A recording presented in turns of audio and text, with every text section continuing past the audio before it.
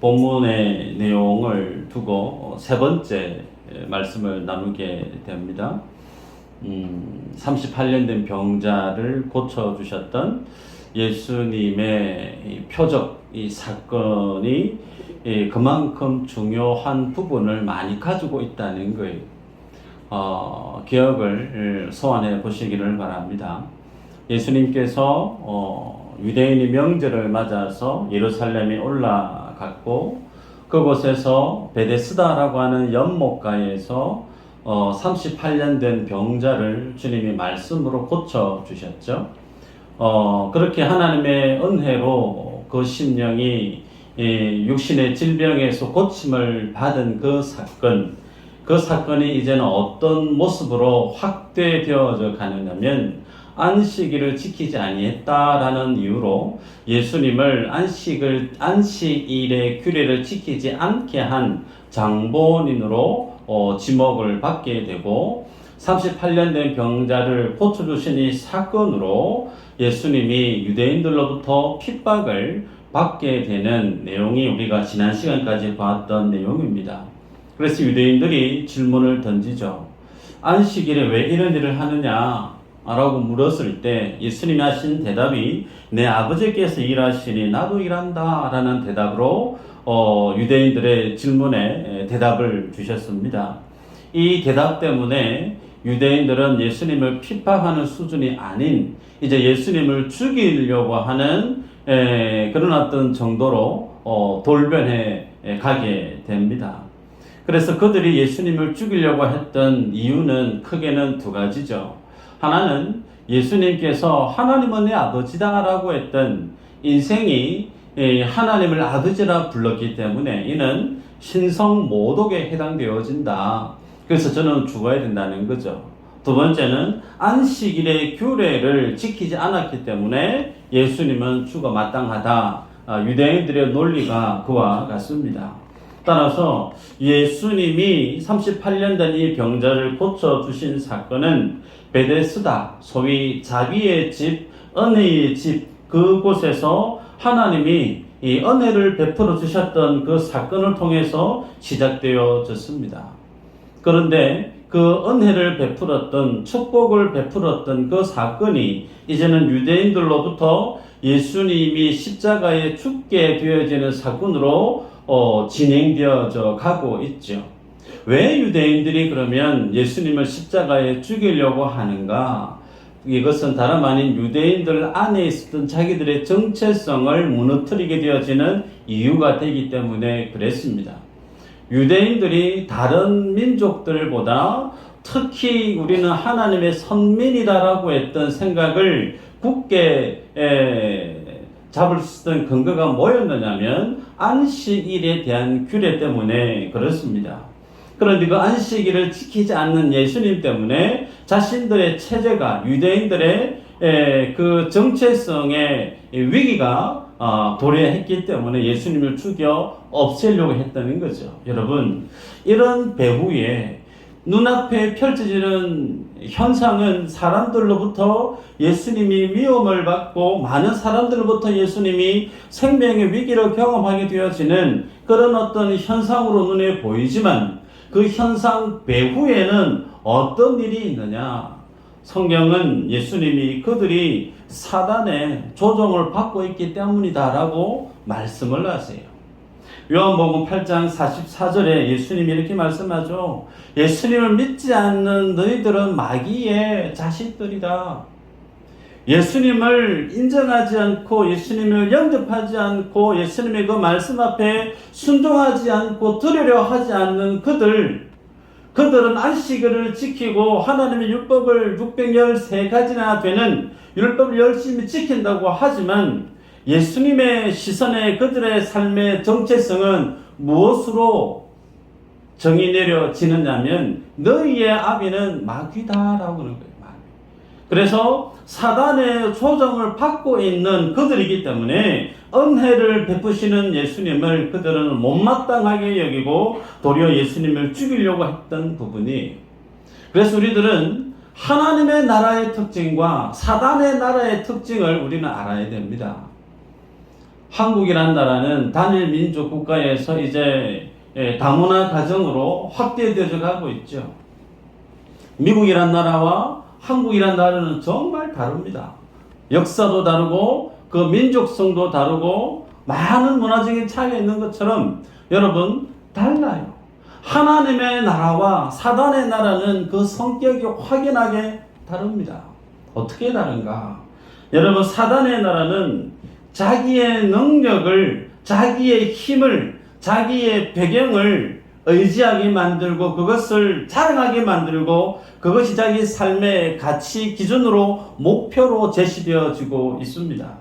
반면에 하나님의 나라, 그 하나님의 나라의 특징은 무엇으로 규정되어지느냐면 하나님의 나라는 하나님의 은혜가 통치하는 나라입니다. 여러분이 교회 문턱을 나가실 때 이것만큼은 꼭 기억하셨으면 좋겠어요.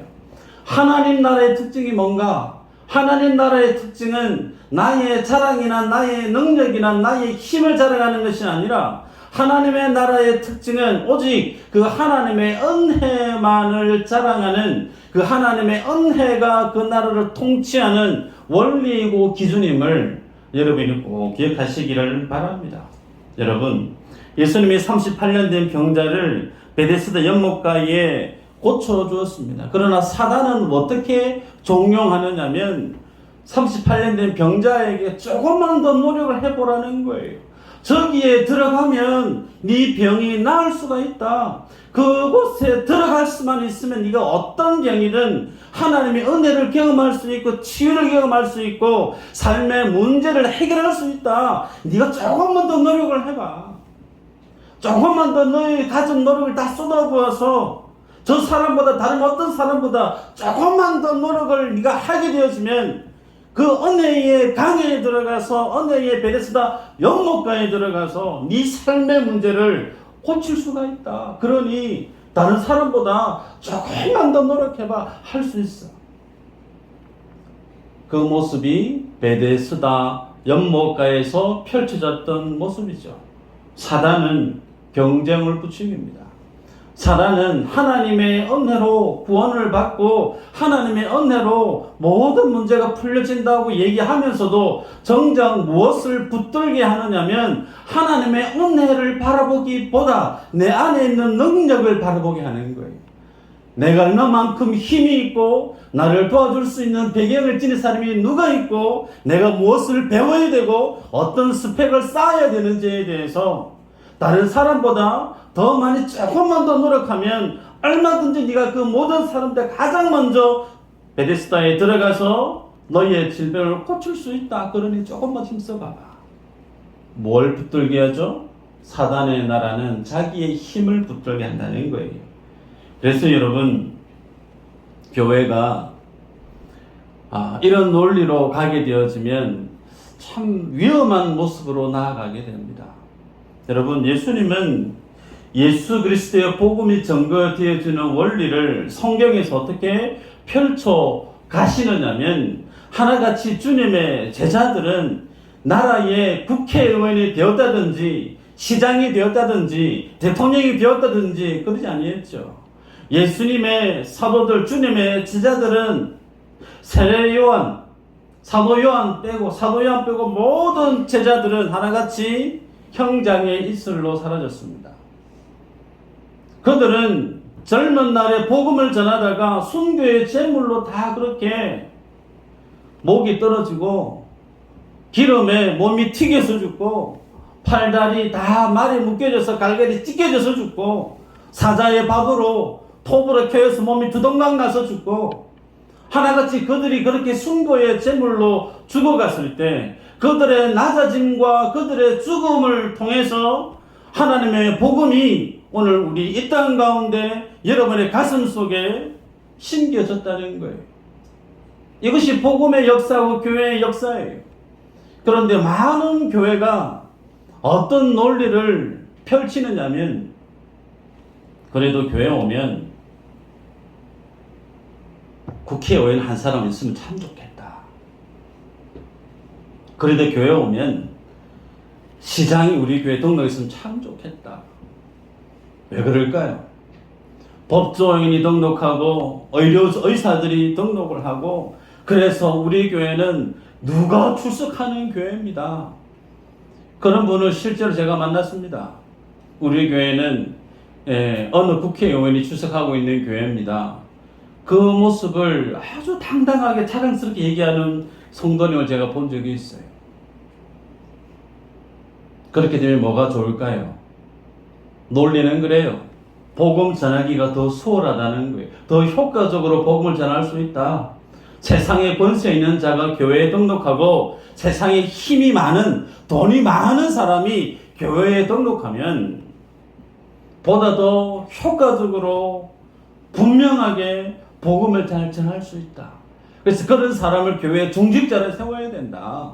세상에서 소위 힘 있는 사람, 잘 나가는 사람, 많은 사람들도 존중을 받고 존경을 받는 영향력 있는 사람, 그런 사람을 교회의 중직자로 뽑아야 된다. 여러분 동의하십니까? 교회는 그런 곳이 아니에요. 교회는 하나님의 은혜를 입어 하나님의 은혜로 구성되어지고 그 은혜로 운영되어지는 공동체가 교회입니다. 교회가 세상의 논리로, 세상의 힘과 권세와 방법론으로 교회가 운영되어지면 그것은 하나님이 만드신 교회의 모습에서 한참 잘못된 교회로 변화되어져 가고 있어요. 그런 면에서 보면 우리 미수제일교회는 그나마 감사합니다.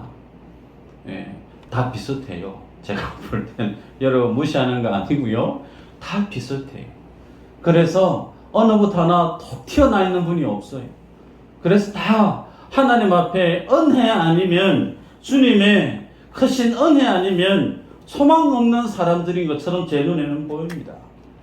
그래서 지난 시간에도 말씀을 드렸지만 요한복음 5장에 베데스다 연못가에 있었던 사람, 세 종류의 사람, 앞을 볼 수 없었던 시각장애인, 다리를 못 서서 절뚝이는 사람, 혹은 38년 된 병자처럼 중풍병에 걸려서 몸을 가눌 수 없는 사람, 그들이 누구라는 게, 그들이 곧 교회 안에 있는 성도들의 영적인 모습이라는 겁니다. 그런 그들, 저곳에 하나님의 은혜가 있고 저곳에 삶의 모든 해법이 있다고 열심히 가라고, 조금만 더 노력하라고 세상은 부추기지만 어느 누구든가 하나님의 은혜가 있는 그곳에 스스로 나아가서 하나님의 은혜를 덧입고 구원을 덧입고 회복을 덧입을 수 있는 인생이 있는가? 없다는 거예요. 없어요. 그래서 친히 주님이 두 발로 뚜벅뚜벅뚜벅 걸어오셔서 네 낫고자 하느냐, 자기의 마음은 연못가에 있고 자기의 마음은 저 연못가에 갈 수 있는 그만한 힘만 내게 있으면 참 좋겠는데, 그 힘을 의지하고 세상을 의지하고 있는 그의 심령 속에 네가 낫고자 하느냐. 주님이 친히 오셨어요. 친히 그 앞에 오셔서 그를 말씀으로 고쳐주셨던 사건. 교회는 그런 곳이라는 거예요. 앞을 못 보는 사람이 너 왜 다리 저는데? 너 왜 꼼짝도 안 하고 제자리 그렇게 들어누워서 38년 동안 중풍병으로 고생을 하고 있는데 손가락질 할 수 있을까요? 그럴 수 없어요. 왜요? 예수님이 각 사람 전부 다 주님이 피값으로 은혜를 베푸셔서 그들을 하나님의 자녀로 세워놓았기 때문에 그래요. 그래서 여러분에게 어떤 분이 다른 사람을 폄하할 수 있느냐? 폄하해서는 안 됩니다. 다른 사람의 삶에 대해서, 다른 사람의 신앙에 대해서 내가 가지고 있는 기준으로 그 사람을 평가하고 잣대를 들이댈 수 있느냐? 그래서는 안 된다는 거예요. 그것은 무엇에 대한 잘못된 시각이냐면 그 사람을 하나님의 은혜로 구원시킨 예수 그리스도를 모독하는 행위와 같다는 거예요. 여러분, 인생은 특징이 하나님이 거저 주시는 은혜를 좋아하지 않습니다. 은혜를 입지 않은 사람은 이 은혜로 구원을 얻습니다라고 얘기하면 하나같이 어떤 반응을 일으키느냐면 기분이 좋지 않아요. 못마땅하게 여깁니다. 화를 냅니다. 왜 그럴까요? 하나님의 은혜로 모든 것이 성취되어진다고 얘기하면 그 자리에 나의 종교적인 열심이, 나의 종교적인 행위가, 나의 어떤 업적이 서 있을 자리가 없어지기 때문에 그렇습니다.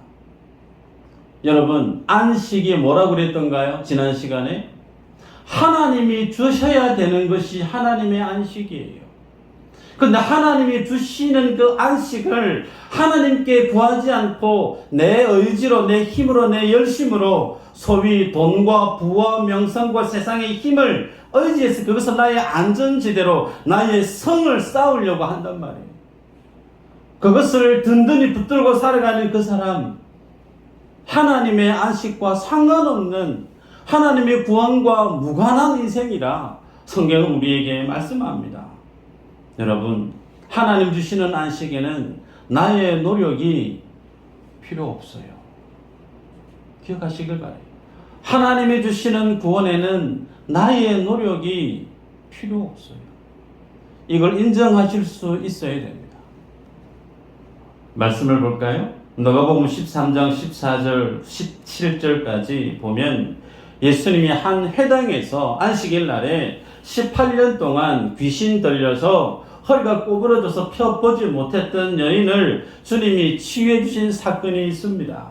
제가 읽어드리면 회당장이 예수께서 안식일에 병 고치시는 것을 분내어 무리에게 이르되 일할 날이 엿새가 있으니 그 동안에 와서 고침을 받을 것이요 안식일에나 하지 말 것이니라 하거늘 주께서 대답하여 이르시되 외식하는 자들아 너희가 각각 안식일에 자기의 소나 나귀를 외양간에서 풀어내어 이끌고 가서 물을 먹이지 아니하느냐? 그러면 18회 동안 사탄에게 매임받은 이 아브라함의 딸을 안식일에 이 매임에서 푸는 것이 합당하지 아니하냐? 예수께서 이 말씀을 하심에 모든 반대하는 자들은 부끄러워하고 온 무리는 그가 하시는 모든 영광스러운 일을 기뻐하니라. 주님은 이제 드러내놓고 안식일에 하나님께서 병자를 고치시는 사역을 하십니다. 그 모습 앞에 많은 무리들은 왜 안식일날에 그 일을 하느냐고 하나님이 그 일을 행하시는 것을 두고 못마땅해 하고 박해하는 모습을 보게 되어질 때 주님이 되묻죠. 18년 동안 사단에 매여 서잠도 펴보지 못한 그 사람을 고쳐주는 것이 잘못된 일이냐? 너희들도 안식일 날에 소나 양이나 외양간에서 나귀를 풀어서 물을 먹이지 않느냐? 하물며 아브라함의 딸 그를 안식일 날에 고쳐주는 사건이 뭐 그래 잘못된 일이냐? 그들의 잘못된 안식일의 규례를 빗대어 주님이 공격했을 때 그 말씀 앞에 일부는 자신의 부끄러움 때문에 고개를 들지 못했고 어떤 사람은 주님의 그 말씀을 기뻐하고 환영했다 그래요. 어떤 사람들이 기뻐하고 환영했을까요? 하나님의 은혜를 경험한 자.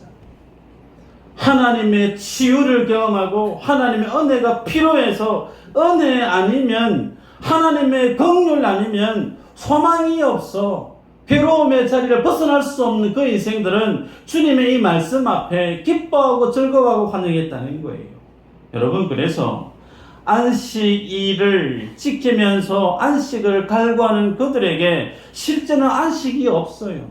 그렇게 안식이 없는 그들에게 주님이 안식을 주시기 위해서 안식일 날에 이 일을 주님이 행하시고 있는 겁니다.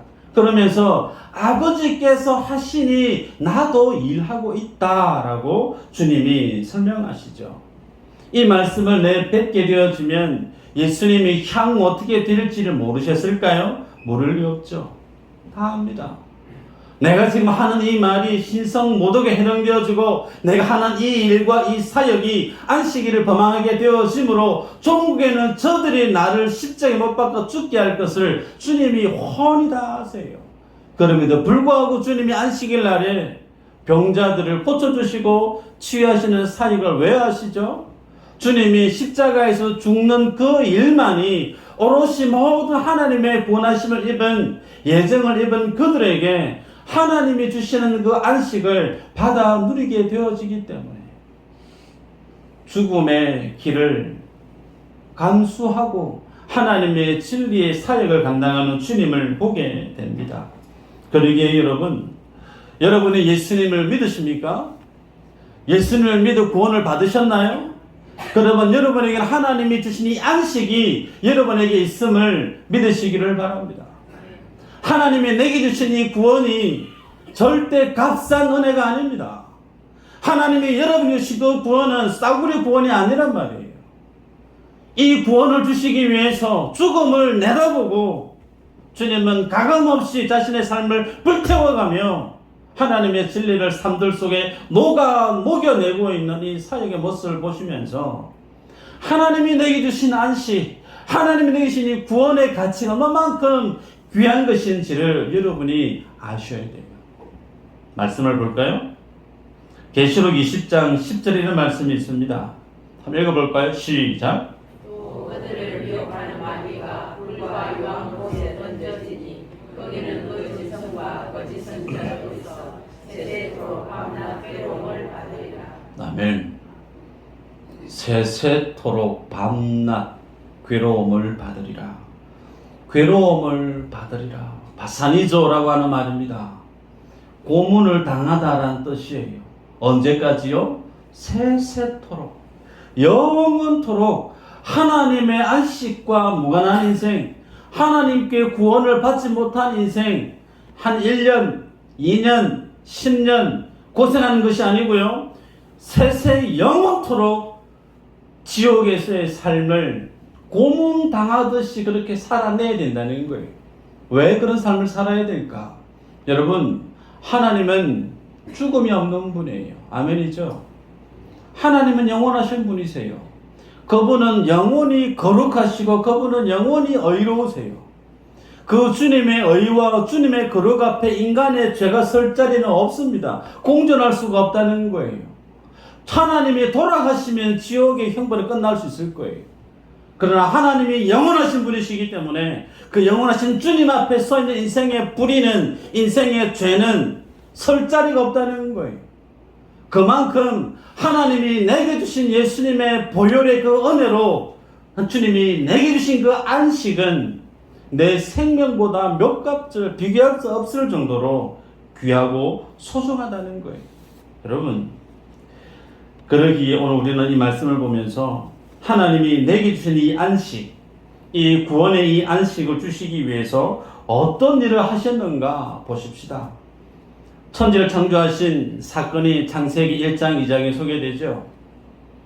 하나님이 천지 만물을 말씀으로 창조하시고 난 이후에 뭘 하셨을까? 주머니 손 찔러 놓고 가만히 구경하셨을까? 그렇지 않죠.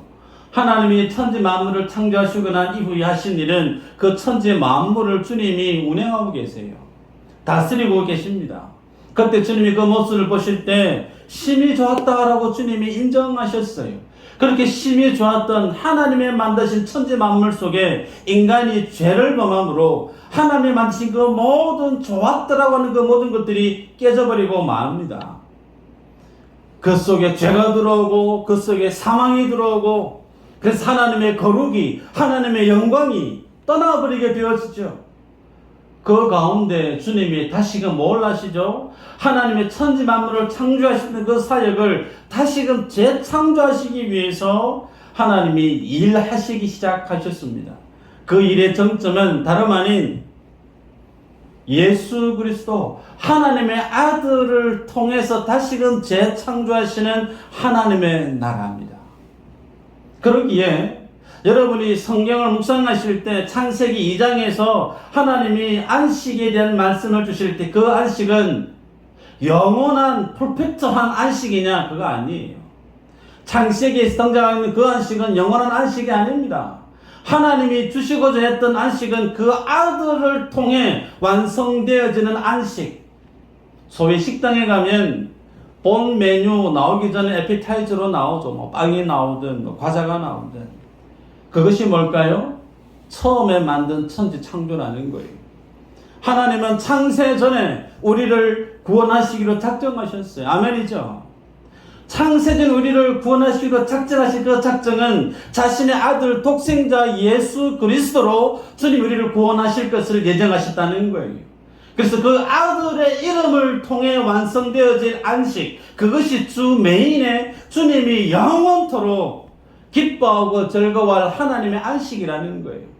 그러기에 여러분, 그 하나님의 안식을 만드시기 위해서 주님은 창세 전부터 지금까지 뭘 하고 계시느냐면 그 안식을 만들어 가고 계신 거예요. 그 정점에 자신의 아들 세상에 내보내신 겁니다. 그 아들을 내보내셔서 그 아들로 주님이 원하시는 가장 완전한 하나님의 그 안식을 만들고 계시는 거죠. 그래서 그 아들을 믿는 자만이 갈 수 있는 나라, 그 아들의 이름을 의지하는 자만 들어갈 수 있는 그 하나님의 나라를 주님이 지금 만들고 계십니다. 그 나라는 때가 되면 완성되는 줄 압니다. 하나님은 지금도 자신이 구원할 자를 그 이름을 불러서 주님이 신묘막측하게 그들을 하나님의 교회로, 하나님의 복음으로 한 사람 한 사람 구원해 내시고 있는데, 그 구원해 내심이 다 끝나게 되어지는 날 어떻게 될까요? 하나님이 처음 만들었던 그 모든 천지 만물은 싹 다 불살라지고 없어지는 거예요. 왜 그럴까요? 본 메인이 왔기 때문에, 그 아들의 나라가 완성되어졌기 때문에 더는 처음에 만들었던 에피타이저가 필요 없는 거예요.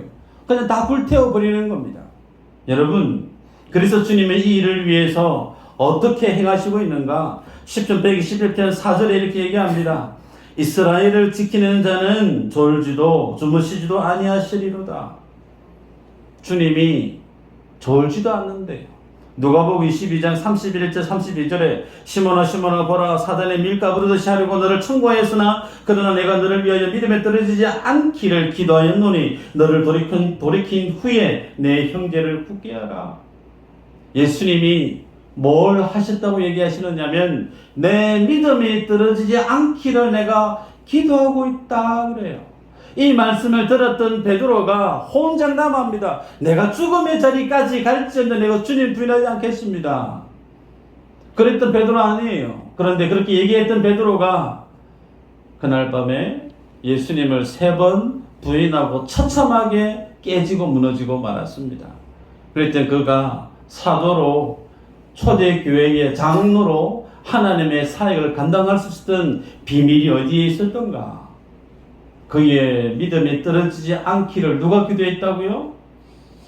예수님이 기도하셨다는 거예요. 마찬가지입니다. 그 주님이 일하시기 때문에 하나님의 교회가, 하나님의 백성이 하나님의 그 사명을 감당할 수 있다는 거예요. 로마서 8장 26절 한번 읽어볼까요? 시작.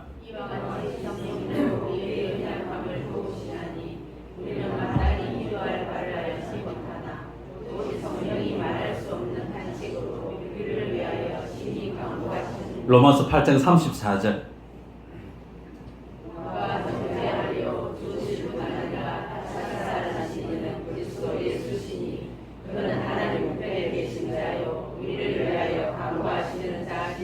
아멘.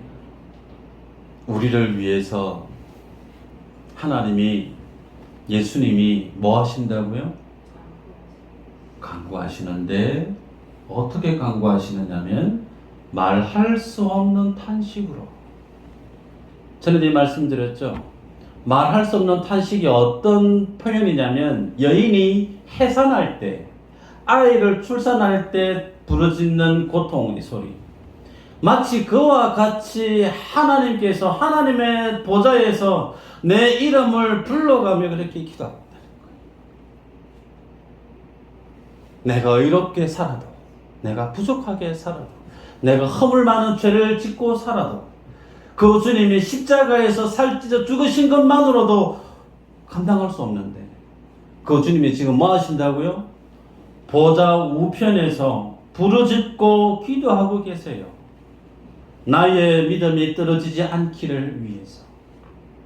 그 주님이 지금 그토록 기도하고 계시기 때문에 우리가 얼굴을 들고 교회에 나와서 예배할 수 있는 겁니다. 그렇다면 하나님이 살짓고 피 흘려 죽으실 뿐만 아니라 하나님의 보좌 우편에서 주님 이 땅에 오시는 그날까지 내 심장이 멎는 그날까지 말할 수 없는 탄식으로 쉼없이 성부 하나님께 성자 예수님이 나를 위해서 기도하고 있는 이 내용 앞에 우리가 달리 할 말이 뭐가 있을까요? 하나님이 다 하신 거예요. 하나님이 다 하신 거예요. 주님이 다 하신 거예요. 이 사실이 이것이 하나님이 내게 주신 은혜임을 인정하게 되어지면 우리는 교회 오게 되어지면 주님 앞에 단순히 할 수 있는 거 주님 나를 좀 불쌍히 여겨주세요. 이거 외에 할 수 있는 또 다른 요구사항이 없다는 겁니다. 여러분 이 믿음의 고백이 여러분 속에 있기를 축복합니다. 좀처럼 인생은 이 하나님의 은혜로 구원받는다는 이 사실이 내 속에 온전히 아멘으로 나오기가 쉽지 않아요. 왜 그럴까요? 나의 힘을 자랑하고 싶은 본성이 있기 때문에 그렇습니다. 내 일한 거, 내 수고한 거, 다른 사람부터 내가 어느 정도 열심히 산 것에 대해서 인정받고 싶어하는 욕구들이 우리 안에 있기 때문에 우리들은 하나님을 어떻게 예배하기가 쉬우느냐면 내가 열심히 할 테니까 하나님은 잠시 뒤에 좀 대기하고 계시면 좋겠습니다. 잠시 내가 필요하면 그때 도와주시는 정도로 도와주시면 되고 앞에 전면에는 내가 열심히 나설 테니까 한번 지켜봐 주시고 힘을 좀 보태주시고 응원해 주시고 부르면 그때 와서 도와주실 정도만 해주시면 감사하겠습니다. 마치 이런 자세로 우리가 하나님을 예배하고 살아갈 때가 참 많다는 거예요. 그러면서 우리가 하나님 앞에 영광을 올려드리십시다라고 얘기를 해요. 그 말의 이면 안에는 무엇이 내포되어져 있느냐면 내가 다른 사람들도 열심히 해서 뭔가를 만들어서 성취해내서 결과물을 들고 주님 앞에 올라가는 그 모습, 우리는 그것을 두고 영광이라는 표현을 쓸 때가 많습니다. 여러분 전에도 그런 말씀을 드렸죠. 우리가 하나님 앞에 올려드릴 수 있는 최고의 영광은 자신의 아들을 십자가에 살찌져 죽게 하신 그 아들의 피 흘린 십자가보다 더 영광스러운 것은 하나님 앞에 없습니다. 내가 아무리 40일 금식을 하고 내 가진 재산을 다 쏟아붓고 내 건강을 송두리째 다 쏟아부어서 교회를 몇 개를 건축을 하고 선교를 얼마만큼 했다 손치더라도 그 모든 내 모든 결과치가 주님의 독생자 그 아들 십자가에 죽으신 그 사건에 그 하나님의 영광에 비교할 만한 것이 있느냐? 없어요. 그래서 대소요리 문답에 첫 번째 질문이 사람의 제일 되는 목적이 뭐냐라고 했을 때 하나님을 기뻐하고 영원토록 주를 기뻐하고 즐거워하는 거, 우리는 그것을 하나님께 영광을 올려드리는 것이다 라고 얘기해요. 그게 뭘까요? 내가 뭘 만들어낸 것이 아닙니다. 하나님이 만들어 놓으신 십자가의 은혜를 단단히 붙들고 그 십자가를 자랑하고 은혜를 자랑하는 거, 그게 전부란 말이에요. 그런데 이런 설교를 해도 이렇게 말씀을 전해도 여러분이 하나님의 말씀을 지켜가는 것이 얼마만큼 힘든지 모릅니다. 왜 힘든가? 말씀을 보고 마치도록 합니다.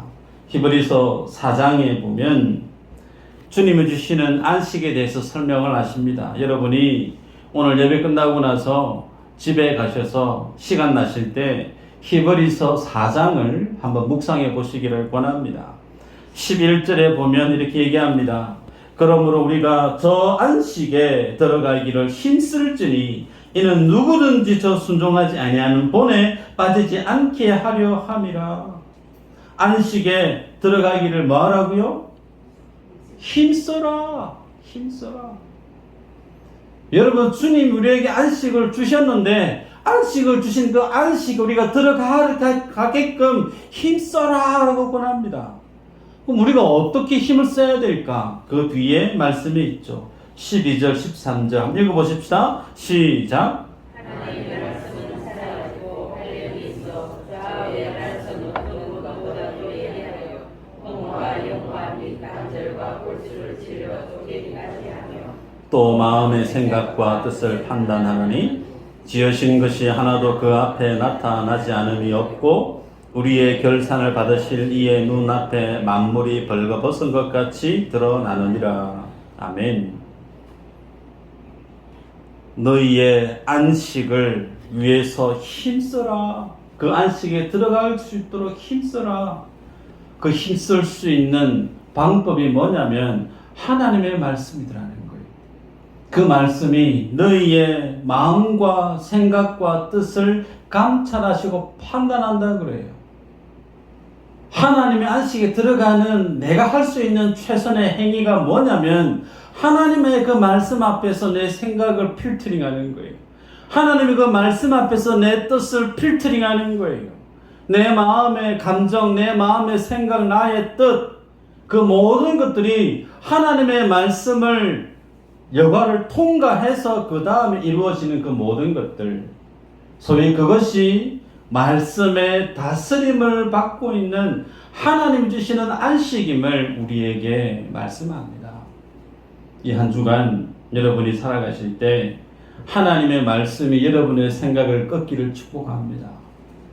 여러분이 살아가실 때 내 뜻을 들고 나올지라도 그 뜻을 붙들고 주님 앞에 기도하면서 말씀을 묵상해 갈 때 여러분이 그 뜻이 하나님의 말씀 앞에서 산산이 박살이 나고 그 말씀 앞에 도리어 내가 죽어지고 낮아지고 십자가에서 내 자신을 부인하게 되어지는 그 믿음의 자리까지 나아가게 되어지는 거, 그게 뭐라고요?